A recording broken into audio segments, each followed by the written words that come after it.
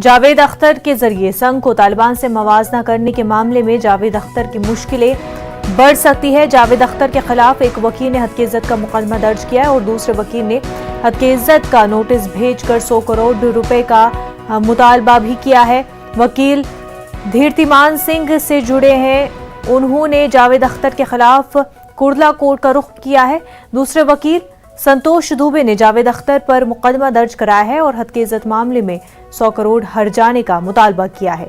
वाज़ेह कि जावेद अख्तर ने कुछ दिन पहले संघ का मवाजना तालिबान से किया था, जिसके बाद उनके खिलाफ काफी एहतजाज हुआ था।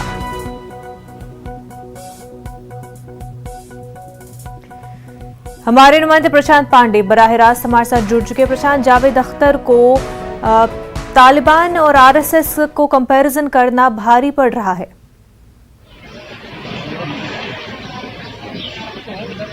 जी बिल्कुल, देखिए यही हवाला मुंबई के दोनों वकीलों ने दिया है और खास तौर पर जोशी वकील की बात की जाए तो मुंबई के कुर्ला कोर्ट में डिफेमेशन का केस जो है दायर भी किया गया है अपील, और साथ में ये दावा किया गया है कि पिछले दिनों जो है एक चैनल पर बैठ करके जावेद अख्तर ने जो बयान दिया है वो तालिबान और संघ को कंपेयर किया है।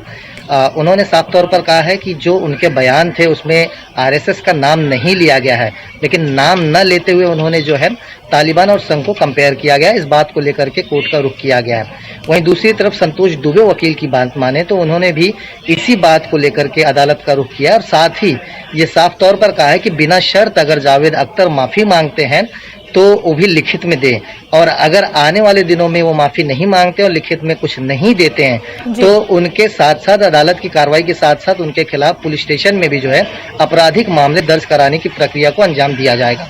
बहरहाल ऐसे में अब देखना ये होगा कि जावेद अख्तर का इन दोनों वकीलों की तरफ से जो अदालत का रुख किया गया उसका क्या जवाब जावेद अख्तर की तरफ से दिया जाता है।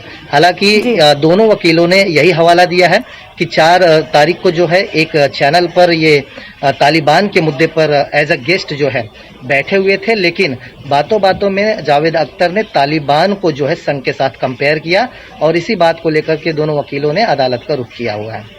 जी प्रशांत पांडे, बेहद शुक्रिया आपका तमाम तफसीलात के लिए।